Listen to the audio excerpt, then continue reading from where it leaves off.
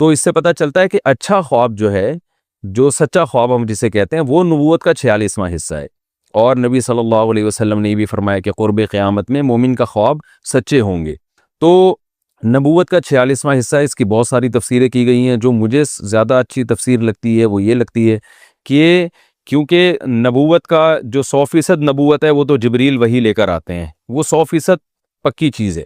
اور خواب نبوت کا 46واں حصہ کا مطلب یہ کہ اس وحی کو اگر آپ 46 حصے میں ڈیوائیڈ کریں تو، کیونکہ خواب بھی من جانب اللہ ہوتا ہے، کبھی شیطان کی طرف سے بھی ہوتا ہے تو اللہ کی طرف سے بھی ہوتا ہے، یعنی اس میں دنیا کے ظاہری اسباب کا دخل نہیں ہوتا۔ وہاں جو آپ کو نیوز مل رہی ہوتی ہیں وہ کوئی محکمہ موسمیات والوں نے یا کسی نیوز چینل نے نہیں بتائی ہوتی، اس کا ظاہری سبب نہیں ہوتا، وہ ڈائریکٹ اللہ کی طرف سے یا شیطان کی طرف سے۔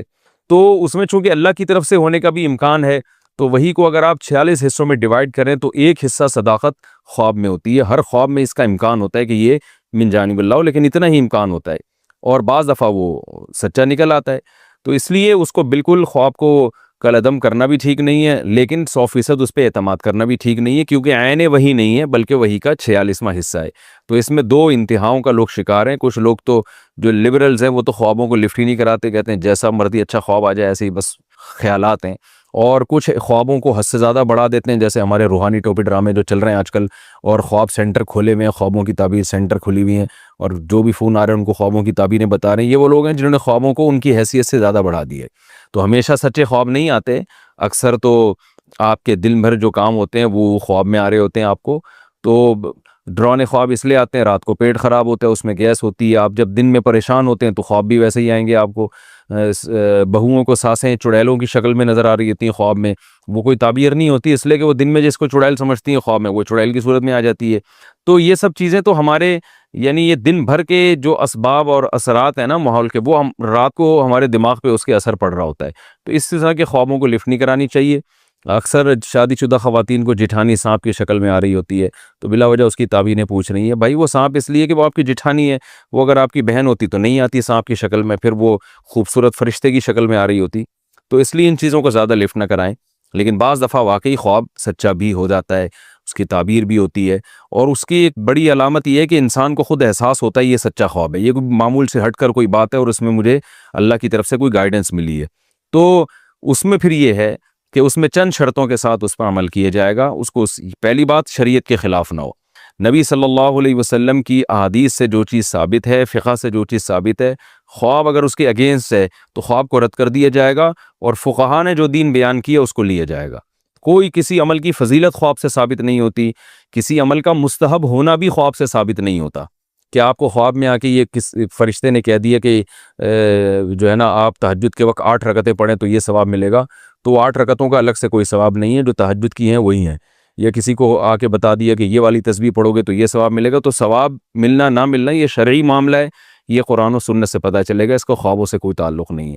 آپ کو آ کے بتا دیا کہ فلاں مولانا صاحب ہے ان سے مسئلہ پوچھا کرو، وہ بالکل صحیح ہیں، تو آپ ان مولانا کی تحقیق کر لیں۔ اگر علماء کو ان پر مولانا پر اعتماد نہیں ہے تو پھر آپ خواب کی بیس پر ان پہ اعتماد نہیں کر سکتے، کیونکہ قرآن کیا کہہ رہا ہے، فَاسْأَلُوا أَهْلَ الذِّكْرِ إِن كُنتُمْ لَا تَعْلَمُونَ، علماء سے پوچھو۔ تو جب علماء کسی پر اعتماد نہیں کر رہے ہیں تو سارا دن آپ کو خواب میں بشارتیں ملتی رہیں کہ یہ بہت نیک ہے، یہ بڑے بزرگ ہیں، اس کی بزرگی پر یقین نہ کریں آپ، کیونکہ یہ علماء کے قول میں اور خواب میں جب تضاد ہو رہا ہے تو قرآن آپ کو علماء کے قول کی تقلید کا حکم دے رہا ہے۔ ایسے موقع پہ فَاسْأَلُوا أَهْلَ الذِّكْرِ، اہل علم سے رابطہ کرو۔ تو شرعی لوگ کیا کرتے ہیں، شرعی حدود سے تجاوز کرتے ہیں خوابوں کے معاملے میں، رشتے کر دیتے ہیں۔ وہ خواب آیا تو وہ لڑکا آیا تھا خواب میں کہ بالکل ایک خوبصورت فرشتے کی شکل میں، لہذا میری بیٹی کے لیے وہی مناسب ہے۔ اب گراؤنڈ ریئلٹی کہہ رہی ہے وہ بندہ ٹھیک نہیں ہے، جب آپ نے تحقیقات کروائیں تو پتہ چلا کہ وہ ٹھیک نہیں ہے۔ تو حدیث بھی یہی کہہ رہی ہے، اذا خطب الیکم من ترضون دینہ وخلقہ فزوجوہ، جب کوئی ایسا شخص نکاح کا پیغام بھیجے جو دین اور اخلاق سے تم مطمئن ہو تو نکاح کرو۔ تو مفہوم سے یہی پتہ چل رہا ہے کہ اگر ایسا الٹا سیدھا آڑا ترشا آدمی آ رہا ہے تو نکاح مت کرو۔ اب خواب میں روزانہ وہ فرشتے کی شکل میں بھی آ رہا ہو، لیکن حدیث ہمیں کہہ رہی ہے کہ اخلاق اور دین دیکھنا ہے آپ نے۔ تو یہ بہت زیادہ لوگوں میں نا قرآن و حدیث کے مقابلے میں خوابوں کو لا کے کھڑا کر دیا، مشاہدے کے مقابلے میں خواب کو لا کے کھڑا کر دیا۔ اب مثال کے طور پر مشاہدہ یہ کہہ رہا ہے کہ آپ فلاں جگہ سے اگر جائیں گے تو ڈاکو ہیں، لوگ آپ کو خبریں دے رہے ہیں کہ وہاں جگہ سے آپ گزریں گے تو وہاں ڈاکو کھڑے ہوئے لوٹ رہے ہیں، آپ کی آنکھ لگ گئی، خواب میں آیا کہ وہاں تو فرشتے کھڑے ہوئے ہیں، ڈاکو نہیں ہیں۔ اب آپ وہاں سے گزرو گے اس بیس پہ کہ جی مجھے خواب میں بشارتیں آ رہی ہیں، تو یہ آپ کے بیوقوف ہونے کی علامت ہوگی، کیونکہ شریعت نے ہمیں جو لوگوں کی اخبار اور لوگوں کی خبریں ان پر اعتماد کرنے کا ہمیں حکم دیا ہے۔ ہم جو حدیث میں بھی تو لوگوں کی خبر پہ اعتماد کرتے ہیں نا، تو ثقہ لوگ جب کوئی خبر دیں گے تو اس کو مانا جائے گا۔ تو یہاں یعنی خواب سے بڑھ کر جب کوئی دلیل آئے گی ہمارے پاس تو پھر اس دلیل کو فوکس کیا جائے گا، خواب کو رد کر دیا جائے گا۔ ہاں آپ کا خواب کسی دلیل سے نہیں ٹکرا رہا تو پھر اس پر عمل کرنے میں کوئی حرج نہیں ہے۔ تو اس لیے یہ سب چیزوں کا اگر خیال ہو تو پھر خواب کی ایک حیثیت ہے، ورنہ اس سے لوگ گمراہ بھی بہت ہو رہے ہیں۔ اس دونوں چیزوں کا خیال کرنے چاہیے جاگنے کے بعد۔ اچھا ایک اور چیز یہاں پر یہ بھی ہے، آپ کے اعمال اچھے نہیں ہیں، لوگوں کو خواب آ رہا ہوتا ہے مجھ سے اللہ خوش ہے اور میں جنت میں ٹہل رہا ہوں، تو وہ بلا وجہ خوش فہمی کا شکار ہو جاتے ہیں کہ ہمیں اللہ کی طرف سے بشارت ملی ہے۔ تو یہ خواب اللہ کی طرف سے نہیں ہے، یہ شیطان کی طرف سے ہے، کیونکہ آپ کی حرکتیں ٹھیک نہیں ہیں۔ آپ نہیں جانتے تو محلے والوں سے پوچھیں، وہ آپ کو بتا دیں گے۔ معذرت یعنی میں آپ سے میری مراد جو لوگ میرا اس وقت کلپ نہیں سن رہے ان کی بات کر رہا ہوں، تو محلے والے بتا دیں گے، بیوی بتائے گی آپ کی اس کی حرکتیں ٹھیک نہیں ہیں، پھر بھی آپ کو خواب میں بشارتیں آ رہی ہیں، اس کا مطلب ہے کہ یہ شیطان ہے جو آپ کو بدعمل بنا رہا ہے، آپ کو تھپکیاں دے دے کے جنت دکھا رہا ہے اور اس خوش فہمی میں مبتلا کر رہا ہے کہ آپ جنت میں جائیں گے۔ تو اس سے کیا ہوگا، آپ گناہوں پر اور جری ہوں گے۔ ایک خاتون کا میرے پاس فون آیا کہ میرا بھائی کا انتقال ہو گیا، میں جنت میں ٹہلتے ہوئے دیکھ رہی ہوں۔ میں نے کہا کہ وہ نماز پڑھتا تھا کہ نہیں؟ نماز تو کبھی نہیں پڑھی اس نے۔ تو میں نے کہا پھر یہ جنت میں ٹہلنے والے خوابوں پہ بالکل اعتماد نہ کریں۔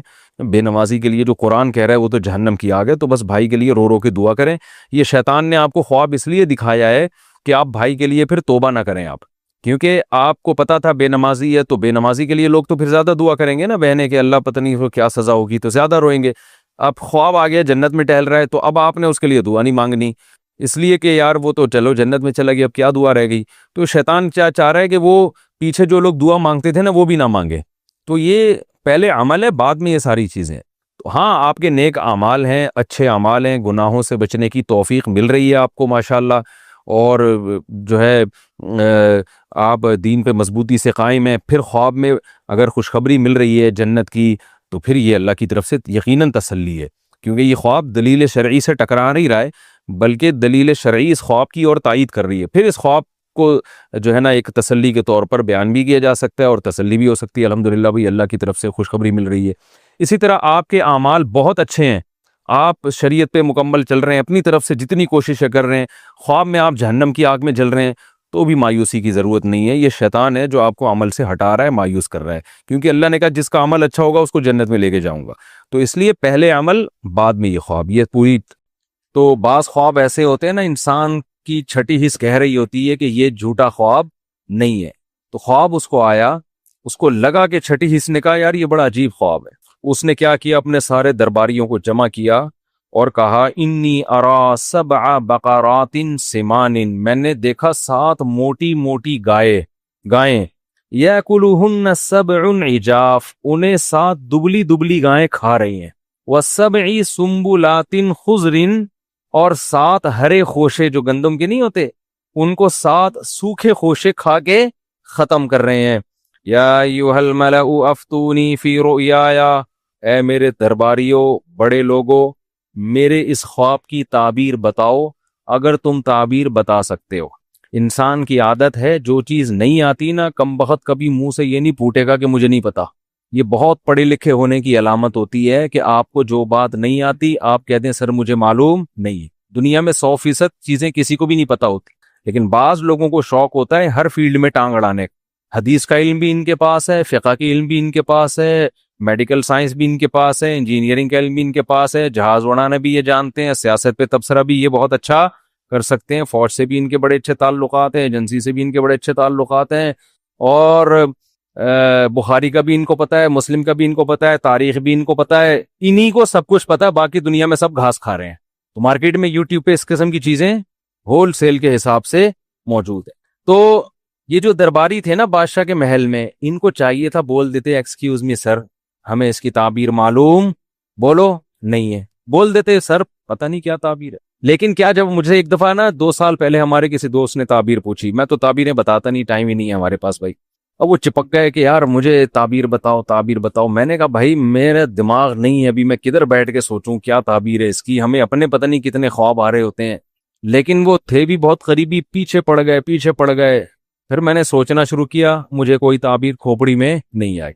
میں نے ان کو کہہ دیا بھائی مجھے اس کی تعبیر معلوم نہیں ہے، کسی اور سے پوچھو. ایک شعر سناؤں ذرا غور سے سنو, آگے آتا نہیں کسی اور سے سنو.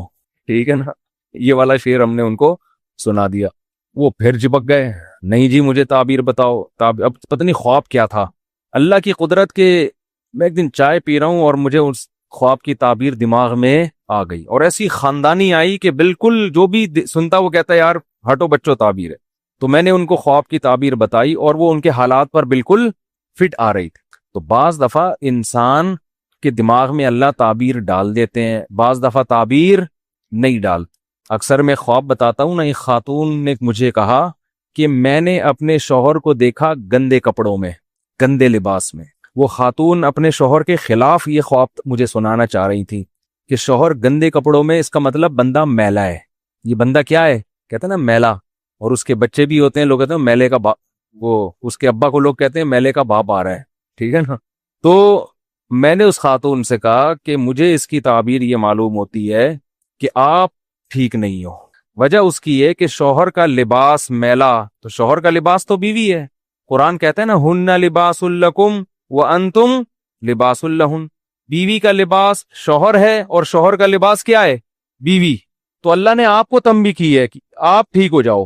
تو وہ پھر جب ان کی حالات سامنے آئے نا تو پتا چلا کہ واقعی عورت کا سلوک شوہر کے ساتھ ٹھیک نہیں تھا. بعض دفعہ اس کے برعکس بھی ہوتا ہے, میاں ٹھیک نہیں ہوتا, لیکن کبھی ایسا بھی ہو جاتا ہے, کہیں کہیں چیدہ چیدہ ایسے واقعات بھی مل جاتے ہیں کہ کہیں خاتون کا سلوک ٹھیک نہیں ہوتا.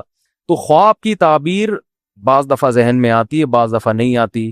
جب نہیں آئے انسان بول دے بھائی مجھے معلوم نہیں, لیکن ان کو یہ توفیق نہیں ہوئی کہ منہ سے پھوٹ دیں کہ ہمیں معلوم نہیں ہے. ظاہر ہے بےزتی ہو جائے گی, تو بادشاہ کہے گا تم پھر ہو کیا, اتنے بڑے فنٹر کیوں بنے ہوئے ہو. تو جواب میں کہنے لگے اضغاث احلام, بادشاہ سلامت یہ خواب نہیں ہے, پراگندہ خیالات ہیں. دن بھر حکومت کے کاموں میں آپ مصروف رہتے ہیں, بغاوتوں کو کچلنا, سلطنت کی حدود کو, ظاہر ہے ٹینشن میں آدمی کو جیسے ساس سانپ کی شکل میں اور جٹھانی چھپکلی کی شکل میں آ سکتی ہے, تو آپ کو بھی موٹی پتلی گائیں خواب میں کیا ہو رہی ہیں, آ رہی ہیں. وما نحن بتأویل الاحلام بعالمین, اور اس قسم کے جو الٹے الٹے خواب ہوتے ہیں نا, ان کی تعبیریں ہم نہیں جانتے. یہ تو خواب ہی نہیں ہے, تو وہیں دماغ میں الٹ پٹانگ خیالات تھے جو گائے اور بھیڑ بن کے آ گئے. یہ والے خوابوں کی تعبیر ہم نہیں جانتے. وہ خاندانی خواب ہو تو سنائیں, ہم تعبیر بھی بتائیں. وقال الذی نجا منہما, جس کو نجات ملی تھی نا, جو بادشاہ کو شراب پلانے پر مامور تھا, اس کو ایک دم یاد آیا, ارے خواب کی تعبیر تو یوسف نے بتائی تھی اور بڑی صحیح تعبیر نکلی تھی. فوراً نمبر بنانے کے لیے بادشاہ سے کہنے لگا انا انبئکم بتأویلہ فارسلون, میں بتاؤں گا تعبیر, مجھے ایک بندہ معلوم ہے, اس کے پاس مجھے بھیجو. حالانکہ اب تک وہ بندہ اس کو یاد نہیں تھا, اب اپنا مفاد ہے نا تو بندہ بھی یاد آ گیا. پھر کیا کہتا ہے, یوسف ایھا الصدیق, یوسف اے دوست. بھائی اتنی گہری دوستی تھی تو بندے کو بھول کیوں گئے. مفاد میں انسان القاب بھی لگاتا ہے اور یاد بھی رکھتا ہے, جہاں مفاد ختم بھول جاتا ہے. یوسف ایھا الصدیق, یوسف اے میرے دوست, افتینا فی سبع بقرات سمان, ذرا فتویٰ دیں ہمیں, ذرا مسئلہ بتائیں, ذرا تعبیر بتائیں. 7 موٹی موٹی گائیں ہیں جو 7 دبلی گایوں کو کھا رہی ہیں, اور 7 ہرے خوشے سوکھے خوشوں کو کھا رہے ہیں.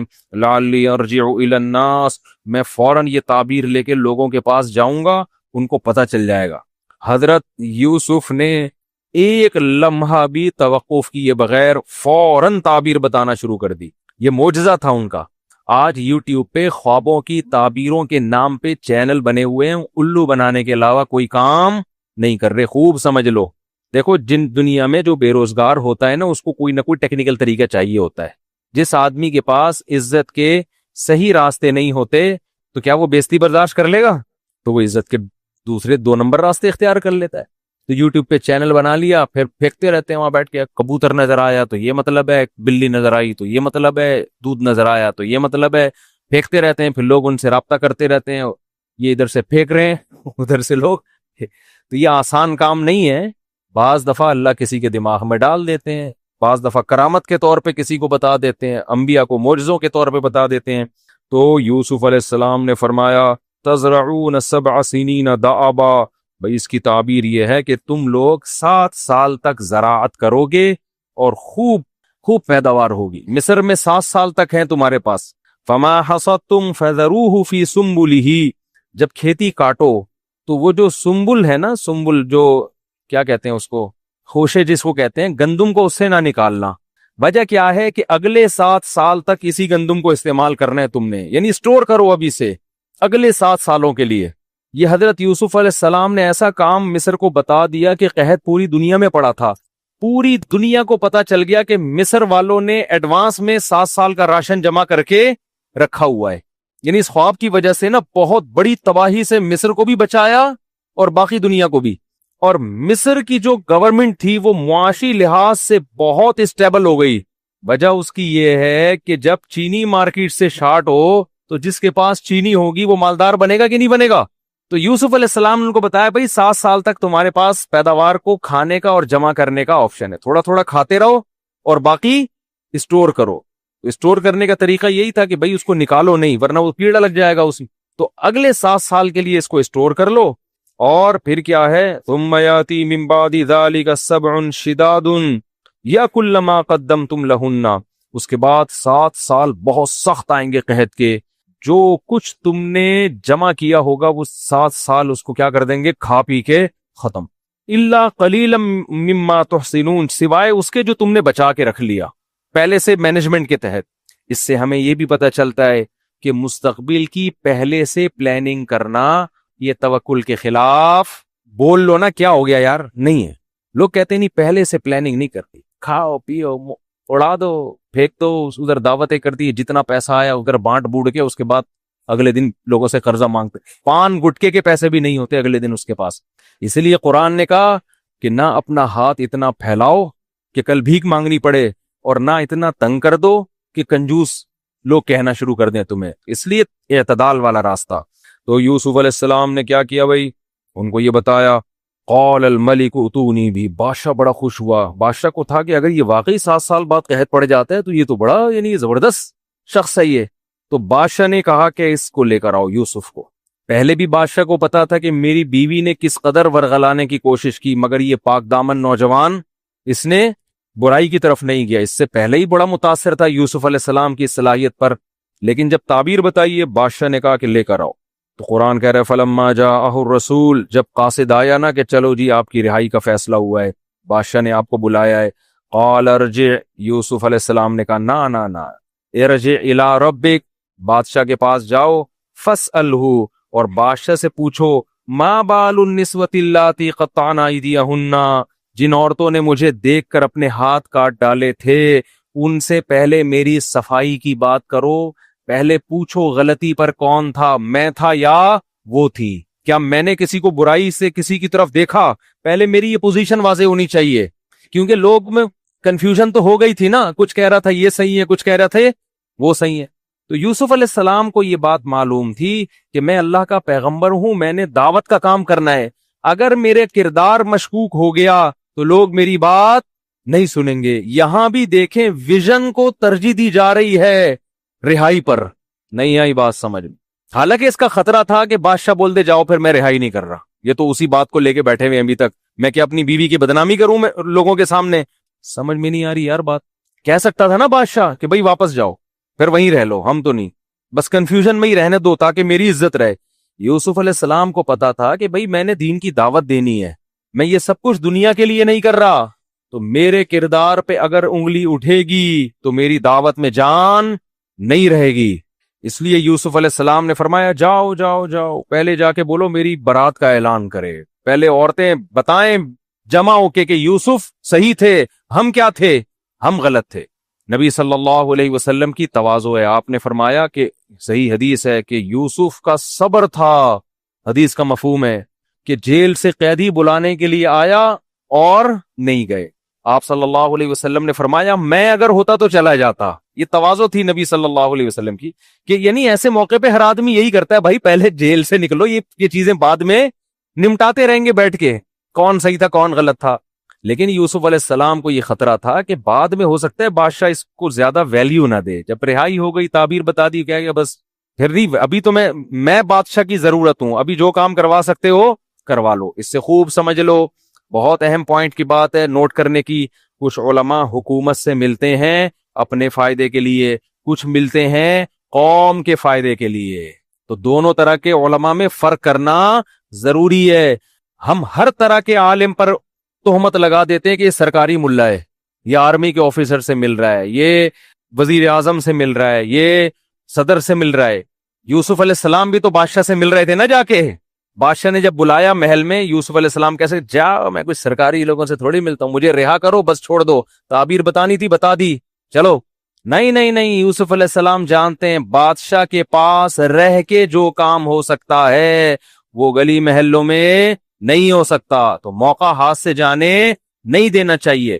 تو اس لیے کسی عالم کو اگر کوئی حاکم دعوت دے، بلائے، اور وہ عالم سمجھتے ہیں کہ اس سے تعلقات سے ملک کو فائدہ ہوگا، تو ایسا عالم اگر اس حاکم کے پاس نہیں جاتا تو گناہ کا خطرہ ہے. اور آج میڈیا پہ آپ کا جو لیڈر ہے وہ کتنے بڑے آدمی سے ملے، اس کی تعویل کرتے ہیں. قوم کے وسیع تر مفاد میں حضرت نے حضرت سے ملاقات کی، لیکن آپ جس سے آپ کو دشمنی ہے وہ کسی چھوٹے افسر سے بھی ملے گا.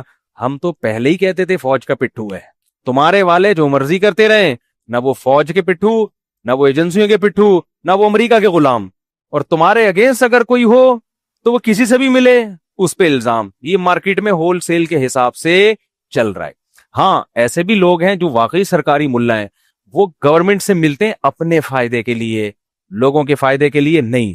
تو عام طور پہ فرق کیسے ہو سکتا ہے؟ دیکھو کون پیسے لے رہا ہے اور کون الٹا خرچ کر رہا ہے. ہم ایسے علماء کو جانتے ہیں جو افسروں سے ملتے ہیں ان کو ہدیے دیتے ہیں الٹا. وہ افسر بھی حیران ہوتے ہیں کہ یار یہ مولانا ہو کے ہم کو الٹا ہدیہ دے رہا ہے. وہ الٹا ان پہ خرچ کر رہے ہوتے ہیں. اور ایسے بھی ہوتے ہیں کہ وہاں سے چھپڑ میں لفافے لے رہے ہوتے ہیں. تو ہر طرح کی چیز مارکیٹ میں آپ کو ملے گی، سب کو ایک لاٹھی سے نہیں ہانکنا چاہیے. تو یوسف علیہ السلام کیا کہہ رہے ہیں؟ اپنے لیے نہیں، لوگوں کے لیے، کہ میں جب دعوت دوں گا تو میری پوزیشن واضح ہونی چاہیے. کہنے لگے جاؤ اس کو جا کے بولو ما خطبکن اذا راوتن یوسف عن نفسی، عورتوں کو جمع کر کے پوچھو کہ اس میں غلطی پر کون تھا. بادشاہ نے جمع کیے سب عورتوں کو، بھئی ایک بیان ریکارڈ کرواؤ، ٹھیک ہے نا. یوسف آنے کے لیے تیار نہیں ہے جب تک صفائی بیان نہ ہو. ان عورتوں نے کہا الآن حس الحق. بادشاہ کی بیوی زلیخا نے کہا اب اللہ نے حق کو واضح کر دیا ہے. ہم کتنے الزام لگائیں دوسرے پر، لیکن اللہ نے اس نوجوان کی پوزیشن کو صاف کرنا تھا. اب حق واضح ہو چکا ہے، اب ہم دو نمبری کریں گے کوئی فائدہ نہیں ہے. انا راوتہ عن نفسی، میں نے اس کو برائی کی دعوت دی تھی. انہ لمن الصادقین، وہ سچ بول رہا ہے، اس نے میری طرف گناہ کا ارادہ نہیں کیا. یوسف علیہ السلام نے اب اتنی اپنی پوزیشن واضح کروائی ہے تو اس میں تکبر کا عنصر ہو سکتا تھا نا. نہیں یہی بات سمجھ. بھائی ایک آدمی بار بار کہہ رہا ہے میں ٹھیک ہوں، میں ٹھیک ہوں، میں بالکل صحیح ہوں، میں بالکل صحیح ہوں، تو ہم کہتے ہیں نا بھائی تو کیا ہو گیا یار، اگر تو غلط بھی ہے تو توبہ استغفار کر لے. اتنا کیوں اپنے آپ کو ثابت کر رہے ہیں کہ میں ٹھیک ہوں، میں غلط ہو ہی نہیں سکتا؟ اس میں ایک قسم کا تکبر کا عنصر ہے نا. نہیں آ رہی سمجھ میں تو بتا دیں بھائی کو، ہے نا تھوڑا سا اپنی. جو بعض لوگ ہر موقع پہ اپنی کلیریفیکیشن جو ہے نا وہ اپنے بارے میں کرتے ہی رہتے ہیں، وضاحتی بیانات ہر 2 دن میں آتے رہیں گے، تو اس سے بھی لگتا ہے کہ اوور ہونے کی کوشش کر رہا ہے ایک آدمی. تو حضرت یوسف علیہ السلام پر یہ جو اتنی صفائی پیش کر رہے ہیں کہ جیل سے باہر نہیں نکلوں گا، پہلے یہ پتا چل جائے کہ ان میں غلط، میں صحیح ہوں، یہ میں غلط نہیں ہوں. تو حضرت یوسف اس کی وجہ بیان کر رہے ہیں. ذالک لیعلم انی لم اخلہ بالغیب، فرمایا کہ میں جو اپنے آپ کو اتنا صاف ستھرا ثابت کرنے کی کوشش کر رہا ہوں، شو مارنا یا ریاکاری کے لیے نہیں، بادشاہ کو پتا چل جائے کہ میں نے اس کی غیر موجودگی میں اس کے ساتھ خیانت نہیں کی ہے. ورنہ وہ کہہ سکتا ہے کہ میں نے اپنے محل میں رکھا اور معاذ اللہ میری ہی زوجہ پر نظریں ڈال کے بیٹھ گیا.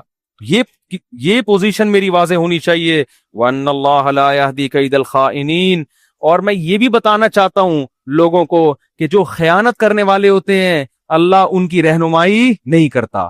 کیونکہ اگر میں مشکوک، مجھ پر الزام لگتے اور ترقی ملتی تو لوگ کہتے یار 2 نمبر ہو کے بھی بڑی ترقیاں مل سکتی ہیں. تو میں بتانا چاہتا ہوں کہ تقوی کے ساتھ جو کچھ ملتا ہے انجام متقیوں کا اچھا ہوتا ہے. لگے وما ابرئ نفسی، میں اپنے نفس کو بری نہیں کرتا کہ میرا نفس بڑا پاک دامن ہے، مجھ سے گناہ ہو ہی نہیں سکتا. نا ان النفس لامارۃ بالسوء، نفس کا تو کام ہی برائیوں کی دعوت دینا ہے. کتنی تواضع ہے، آپ دیکھو کتنی تواضع. اور آج ہم تھوڑی سی کوئی تعریف کر دے تو کیسا چوڑے میں آ جاتے ہیں. اپنی اپنی تعریف کی ویڈیو بنا بنا کے یوٹیوب پہ خود ہی ڈال رہے ہوتے ہیں، میں بہت اچھا ہوں، میں نے یہ کیا، میں نے یہ کیا، میں بہت اچھا. تو تواضع اللہ کو پسند ہے. یوسف علیہ السلام نے اپنی پاک دامنی بیان کی اور پھر کیا کہہ رہے ہیں، وما ابرئ نفسی. بھائی میں یہ نہیں کہہ رہا میں اچھا ہوں، انسان کی جو اندر کی میں ہے وہ تو برائی ہی کی دعوت دیتی ہے. الا ما رحم ربی، ہاں جس پر میرا رب رحم کر دے. تو یہ میرے رب نے مجھ پر رحم کیا تھا کہ مجھے برائی سے بچا لیا. گویا میں اچھا نہیں ہوں، اللہ اچھا ہے جس نے مجھے بچا لیا. سمجھ میں آ رہی ہے کہ نہیں آ رہی؟ آج ہمارے والد صاحب ایک بڑی اچھی بات کیا کرتے تھے کہ آج ایک آدمی اگر تھوڑا سا ذکر اذکار شروع کرتے نا، تھوڑا سا تہجد میں رونے کی توفیق مل جائے تو اس کو اپنے بارے میں یہ وہم ہونے لگتا ہے کہ امام مہدی میں ہی، کہ جو آخر وقت میں امام مہدی آئیں گے نا، شاید یہ کون ہے، چانسز ہیں کہ شاید میں ہی. کیونکہ اتنا نیک آج کل مارکیٹ میں ہوتا نہیں ہے، تہجد پڑھ کے رو رہا ہے. کبھی آنسو آ جائے نا تو انسان یہ سمجھنے لگتا ہے. اور ایسا ہوا بھی. ہمارے والد صاحب نے بتایا مسجد میں ایک بندہ بیٹھا رہتا تھا، صبح شام ذکر کرتا تھا. کہتے ہیں ایک دن میرے پاس آیا، میرے والد صاحب کا نام تھا مسعود صاحب. کہنے لگا حافظ مسعود صاحب ایک بات کرنی ہے آپ سے. میرے والد صاحب کہتے ہیں، میں نے کہا جی بتاؤ بیٹا. کہنے لگے چھپ کے نا چھاؤں میں لے جا کے کہنے لگا مجھے لگ رہا ہے کہ شاید امام مہدی میں ہی. تو والد صاحب کہتے ہیں میں نے اس سے کہا بیٹا یہ بات مجھے بتائیے، میرے علاوہ کسی اور کو نہیں بتا. کوئی بھروسہ نہیں ہے کوئی بندہ پیل کے نہ چلا جائے. یہ تو میں اپنی طرف سے الفاظ استعمال کر رہا ہوں، کوئی مار مور نہ دے. کہہ رہے ہیں اس کو میں نے سیدھا کر لیا تو انسان کا بچہ بن گیا. ورنہ ہوتا کیا ہے، آدمی کہتا ہے چل تو امام مہدی اور میں تیرا اسسٹنٹ، ٹھیک ہے نا، مل کے دکان چلاتے ہیں. وقال الملک اتونی بہ استخلصہ لنفسی. جب بادشاہ نے یہ باتیں سنی ہے نا یوسف علیہ السلام کے پاک دامن بھی ہیں اور شو بھی نہیں مار رہے، یہ کہہ رہے ہیں کہ یہ میرا کمال نہیں ہے، کس کا کمال ہے؟ اللہ. حالانکہ ایسے موقع پہ تو انسان کتنا کوشش کرتا ہے نا آگے نکلنے کی. بادشاہ تھا ذہین آدمی. ذہین آدمی کیا کرتا ہے، تھوڑی دیر میں آبزرو کر لیتا ہے کہ اس آدمی کی شخصیت میں وزن کتنا ہے. بعض لوگ بہت بول رہے ہوتے ہیں میں یوں میں یوں، آدمی کو اندازہ ہو جاتا ہے یہ باتوں کا پھینکو ہے اور کچھ بھی نہیں ہے. تو یہ جو لوگ کہتے ہیں نا کہ تقریر سے، بیان سے لوگ آبزرو کر لیتے ہیں کسی کی بات چیت سے، یہ حقیقت ہے. جن میں آبزرو کرنے کی صلاحیت ہوتی ہے نا وہ بندے کو 10-15 منٹ میں جانچ لیتے ہیں کہ اس کا وزن کتنا ہے. بادشاہ کو اندازہ ہو گیا بھائی یہ معمولی نہیں ہے، یہ بہت زیادہ اچھے اخلاق کے حامل ہیں اور بڑے ذہین ہیں. لہذا بادشاہ نے کہا صرف رہائی نہیں ملے گی، ایتونی بھی، ان کو لے کر آؤ، استخلصہ لنفسی، میں ان کو اپنا مشیر خاص بناؤں گا. یہ میں نے جو مستنڈے بٹھائے ہوئے ہیں نا مشورے کے لیے، جن کو خواب کی تعبیر آتی نہیں ہے اور بول رہے ہیں کہ الٹی باتیں ہمیں نہیں پتا، یہ مستنڈے مارکیٹ سے کیا ہوں گے، اب یہ مروائیں گے مجھے. ٹھیک ہے یہ بھی رہیں گے وزیر، ان کو عہدے رہیں گے، لیکن جو میرا خاص مشیر ہوگا وہ کون ہوگا؟ وہ یوسف ہوگا. مجھے ایسے لوگ چاہیے.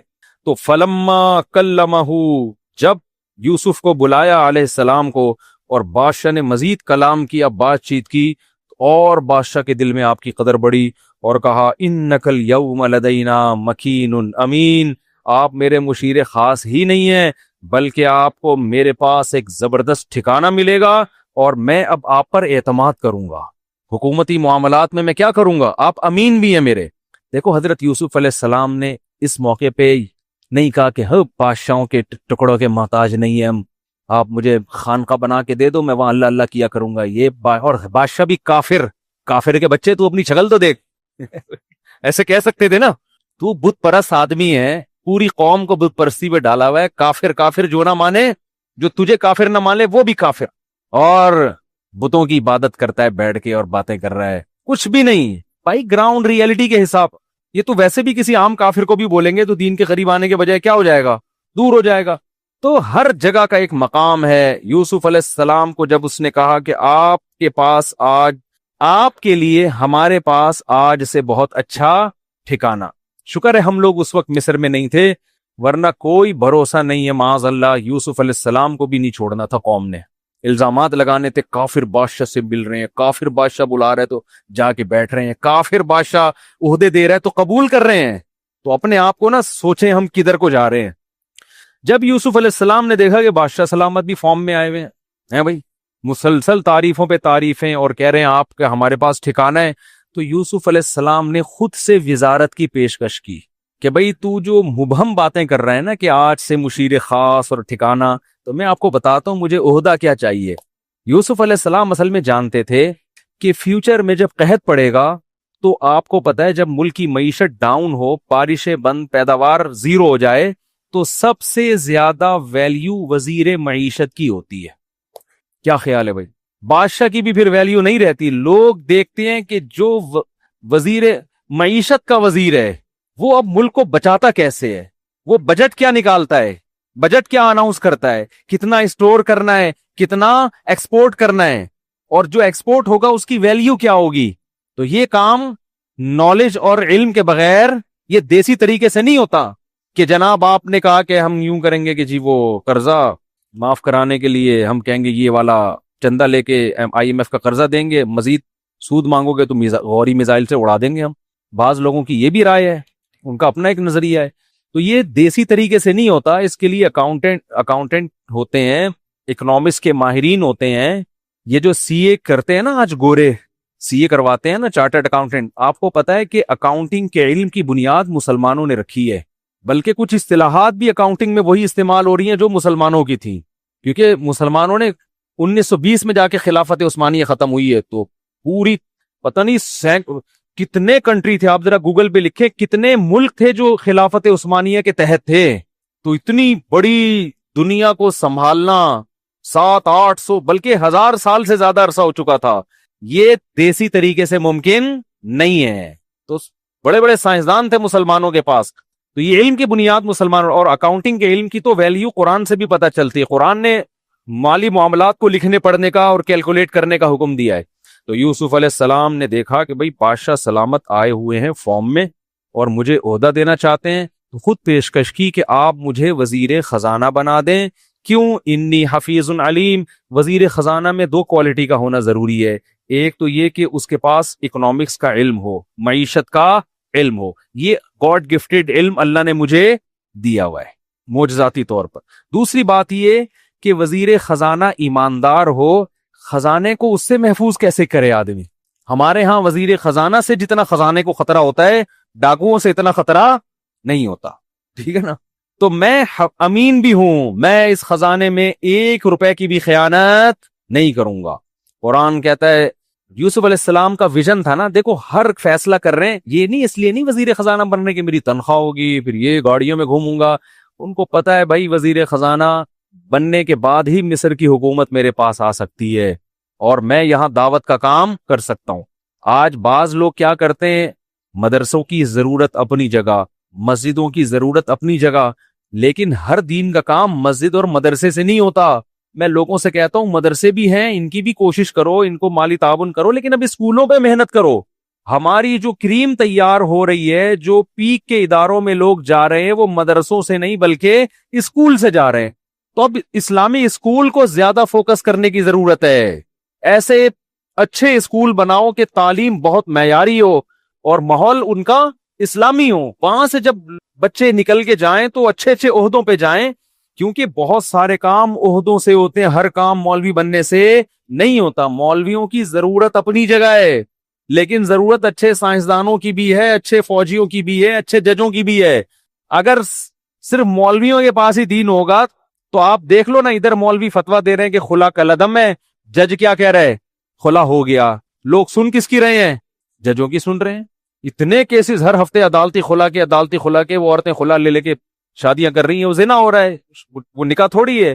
طلاق کا اختیار تو قرآن میں صاف طور پر ہے کہ جج کے پاس نہیں ہے، شوہر کے پاس ہے، مگر دے مار 4.5 ڈگریوں پہ ڈگریاں جا رہی ہیں خلا کی. تو اگر ججز جب تک دین کا علم رکھنے والے نہیں ہوں گے، اسمبلیوں میں لوگ دین کا علم رکھنے والے نہیں پہنچیں گے، اس وقت تک ملک میں صحیح معنوں میں تبدیلی نہیں ہو سکتی. تو جلدی سے چلتا ہوں میں آگے. یوسف علیہ السلام نے کہا مجھے آپ وزیر خزانہ بنا دیں. اس سے پتہ چلتا ہے کہ وزیر بننے کی کوشش کرنا، آرمی میں اچھا آفیسر بننے کی کوشش کرنا، کسی اچھے عہدے تک جانے کی کوشش کرنا، یہ دنیا پرست ہونے کی علامت نہیں ہے. ہاں ویژن آپ کا اچھا ہونا چاہیے. سمجھتے ہو گے نہیں سمجھتے؟ ہمارے یہاں دیکھ لو جو دین پہ چلتا ہے سب سے بڑا مکھنچو وہی ہوتا ہے، گھر میں پڑا رہتا ہے. ایک صاحب نے کہا کہ میں روزہ رکھ کے فجر کے بعد سوتا ہوں، ظہر میں اٹھ کے ظہر پڑھ کے پھر سو جاتا ہوں، عصر میں اٹھ کے عصر پڑھ کے پھر سو کے افطار کرتا ہوں، میرا روزہ تو نہیں خراب ہوگا؟ تو روزہ تو ہو گیا آپ کا، پھر بھوکے پیاسے تو رہ لیے آپ، لیکن یہ کوئی لائف سٹائل ہے یار؟ یہ کیا کرے گا بندہ دنیا میں بیٹھ؟ اچھا بھائی خیر، تو وَكَذَلِكَ مَكَّنَّا لِيُوسُفَ فِي الْأَرْضِ، قرآن کہتا ہے اس طرح ہم نے یوسف کو زمین میں ٹھکانہ دے دیا، يَتَبَوَّأُ مِنْهَا حَيْثُ يَشَاءُ، اور ایسی پاورفل حکومت آ گئی کہ مصر میں جہاں چاہیں ٹھکانہ بنائیں، پورا مصر ان کے کنٹرول میں آ گیا۔ نُصِيبُ بِرَحْمَتِنَا مَن نَّشَاءُ، ہم جس کو چاہتے ہیں اپنی رحمت پہنچاتے ہیں۔ وَلَا نُضِيعُ أَجْرَ الْمُحْسِنِينَ، جو سب سے بہترین آیت کہ ہم اچھے عمل کرنے والوں کے اجر کو ضائع نہیں کرتے۔ کیا مطلب؟ آپ اچھا کر رہے ہو سکتا ہے ابھی آپ کے ساتھ خراب ہو، لیکن رزلٹ آپ کے حق میں ہوگا، سمجھتے ہو؟ وَلَأَجْرُ الْآخِرَةِ خَيْرٌ، اللہ فرماتے ہیں تو دنیا کا اجر ہے، آخرت کا اس سے بھی بہتر ہے۔ اب کیا ہوا کہ 7 سال گزر گئے اور مصر میں اور مصر کے قریب قریب کے علاقوں میں قحط پڑ گیا۔